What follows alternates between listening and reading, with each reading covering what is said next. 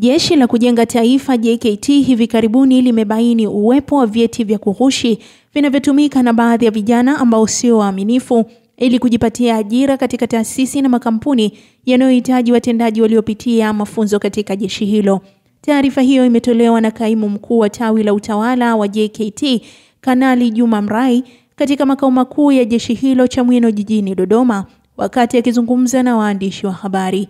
Katika taarifa hiyo amesema yeyote aliyebainika na atakayebainika kughushi cheti cha JKT kwa matumizi yoyote yale, hatua kali za kisheria zitachukuliwa dhidi yao. Pia amesema Jeshi la Kujenga Taifa lipo tayari kutoa ushirikiano kwa taasisi na makampuni yote yanayohitaji uhakiki wa vyeti vya JKT kwa watumishi waliopitia mafunzo ya jeshi hilo. Hivi karibuni Jeshi la Kujenga Taifa limebaini uwepo wa vyeti vya kughushi vilivyotumiwa na baadhi ya vijana ambao sio waaminifu ili kujipatia ajira katika taasisi na makampuni yanayohitaji watendaji waliopitia mafunzo ya Jeshi la Kujenga Taifa.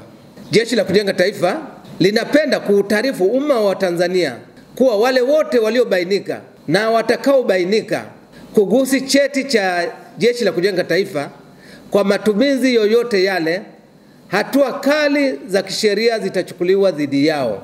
Jeshi la Kujenga Taifa lipo tayari kutoa ushirikiano kwa taasisi na makampuni yote yanayohitaji uhakiki wa vyeti vya Jeshi la Kujenga Taifa kwa watumishi wao waliopitia mafunzo ya Jeshi la Kujenga Taifa.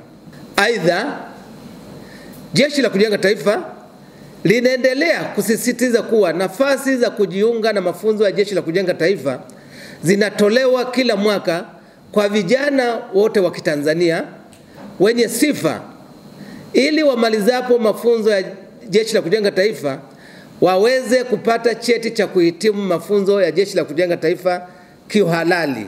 Pia Jeshi la Kujenga Taifa linawakumbusha wananchi kuwa nafasi hizo zinatolewa kwa kutangazwa katika vyombo mbalimbali vya habari na mitandao ya kijamii hapa nchini. Hivyo wananchi waepuke kutapeliwa kwa namna yoyote ile, ikiwemo kutumiwa ujumbe mfupi wa maneno katika simu zao, kupigiwa simu na kutakiwa kutoa kiasi fulani cha fedha ili kupata nafasi hizo.